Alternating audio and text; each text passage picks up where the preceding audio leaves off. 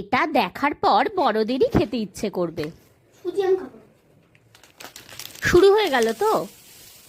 আমি তো ভাবছিলাম আজকে পাস্তা ঠিক আছে, তুমি এখন ঘরে যাও, আমি এটা বানাচ্ছি, আমিই খাবো, তোমাকে শুধু দেখাবো। 1 চামচ ঘি দিয়ে প্রয়োজন মতো সুজিটা একটু ভেজে গরম দুধের মধ্যে দিয়ে ফুটাবো। এবার একটু সেদ্ধ হয়ে গেলে চিনি দিলাম, আর ওই যেটাই সুজি ভেজেছি ওটার মধ্যেই একটু তেজপাতা, ছোটো এলাচ আর কাজুটাকে আরও 1 চামচ ঘি দিয়ে ভেজে নেব।